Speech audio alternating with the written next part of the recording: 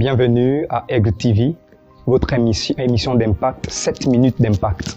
Je suis le prophète Jack Brel Shekina et tout le plaisir est pour moi de partager la parole du Seigneur avec vous. Alors, aujourd'hui nous sommes dans une thématique que nous voulons développer ensemble. Cette thématique est quelque chose qui, ma foi, touche et de faire la chronique. C'est une thématique qui ça et là dans les réseaux sociaux est en train de faire couler beaucoup d'encre. Il s'agit bien et bien du prophétique. Mais aujourd'hui, nous allons nous pencher sur l'adoration prophétique. Qu'est-ce que l'adoration prophétique?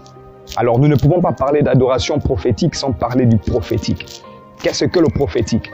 Nous sommes présentement là, dans l'accomplissement du souhait de Moïse, qui disait que il souhaite que toute l'assemblée d'Israël, d'accord, il souhaitait que toute l'assemblée d'Israël devienne prophète.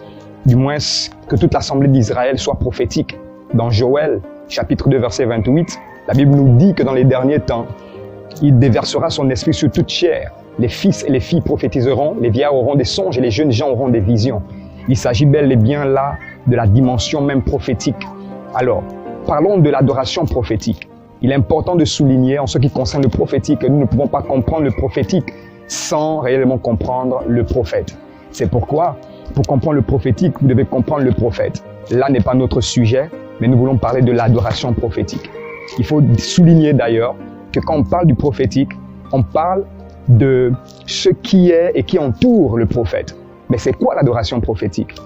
Alors, lorsqu'on voit prophétique ici, pour essayer de définir, lorsqu'on voit prophétique, on voit ici le préfixe pro, d'accord, qui peut être trouvé dans projet, programme. Quand on parle de projet, on voit quelqu'un qui jette les regards vers l'avenir. Quand on parle de programme, c'est une programmation en vue peut-être d'une réalisation.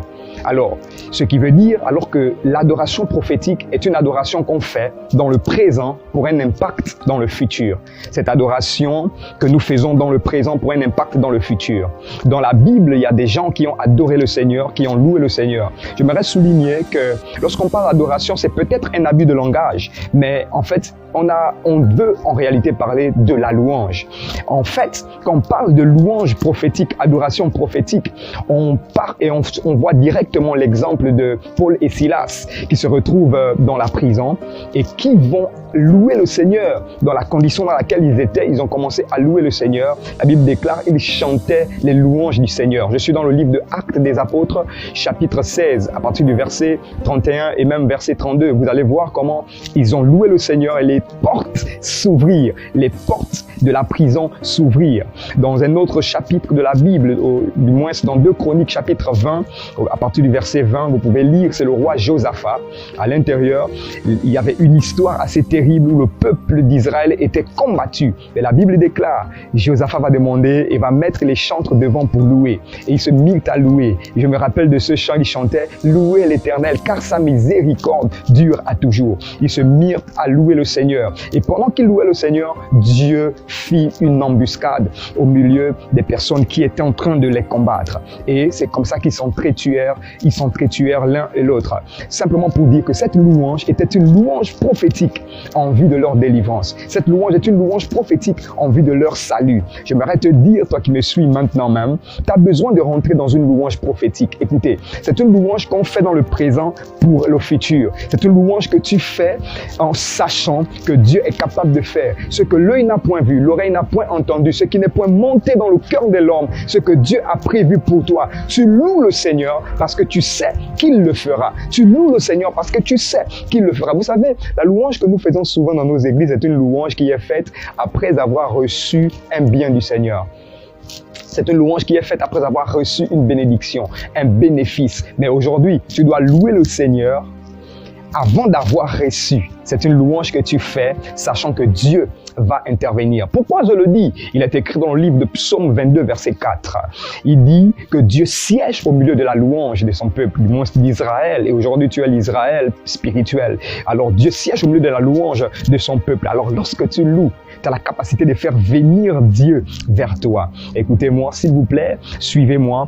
Lorsque nous regardons dans la Bible dit qu'il y a des myriades et des myriades d'anges. Ça veut dire que tous les anges n'ont pas la même proximité par rapport à Dieu. Il y a certains qui sont plus proches du trône de Dieu et d'autres sont un peu éloignés. Mais qu'est-ce qui peut faire en sorte que toi qui t'assois souvent derrière là-bas, derrière dans une église ou je ne sais pas trop quoi, il y a plusieurs milliers de personnes, qu'est-ce qui va faire en sorte que Dieu vienne de là où il est, il vienne vers toi? C'est lorsque tu vas louer le Seigneur. La louange va faire en sorte que Dieu quitte de là où il est et viendra vers toi.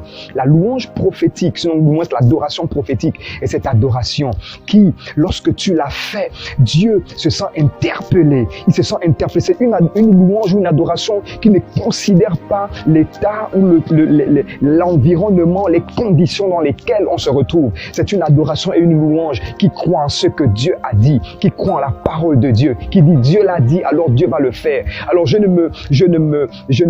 mets pas mes regards sur le problème, mais je mets mes regards sur la promesse. Alors c'est une adoration où quand tu vois ce que Dieu a dit, il le fera, tu t'appuies sur ça et tu adores le Seigneur pendant que tu le fais. Ça fait plaisir à Dieu. Pour dire maintenant que l'adoration prophétique est une forme de manifestation de foi. C'est de dire à Dieu, Seigneur, tu l'as dit, alors je n'ai rien d'autre à faire que de te célébrer selon qu'il est écrit, rendez grâce en toutes choses. Mon frère, ma soeur, je ne sais pas la situation dans laquelle tu te retrouves maintenant. J'aimerais t'encourager et te dire, rentre dans ta chambre, je ne sais pas, rentre dans ta pièce. Va au salon si tu as un poste ou je sais pas trop quoi, mets la musique et commence à danser. Danse devant le Seigneur, célèbre le Seigneur car c'est lui qui est capable de faire. J'aimerais prier pour quelqu'un maintenant qui était découragé. Je prie maintenant que la joie du Seigneur soit ta force au nom de Jésus-Christ de Nazareth. Je prie maintenant que ta vie devienne un témoignage à partir de maintenant. Parce que lorsque tu vas louer le Seigneur, je vois Dieu ouvrir les portes qui étaient fermées pour toi dans le nom puissant de Jésus-Christ de Nazareth. Vous savez, c'est souvent difficile de louer le Seigneur lorsqu'on ne le connaît pas. Toi, certainement qui suis ce message, qui ne connaît pas le Seigneur, je prie maintenant, dans le nom de Jésus-Christ de Nazareth, que tu ouvres ton cœur et que tu laisses entrer Jésus dans ton cœur. Je t'assure, il viendra souper avec toi. Il t'entraînera sur le chemin que tu dois suivre. Je prie maintenant pour toi, qui me suis maintenant, je prie que ta vie devienne un sujet de témoignage, non pas un sujet de pitié, mais un sujet de témoignage. Les gens parleront de toi lorsque tu loueras le Seigneur. D'ailleurs, il a dit dans sa parole, dans le livre de Romains, chapitre 8, il n'y a plus de condamnation pour ceux qui sont en Christ. Loue le Seigneur parce que maintenant, il n'y a plus de condamnation pour toi. Vous êtes bénis au nom de Jésus-Christ de Nazareth. À très bientôt pour un prochain numéro. Que Dieu vous bénisse. Au nom de Jésus. Amen.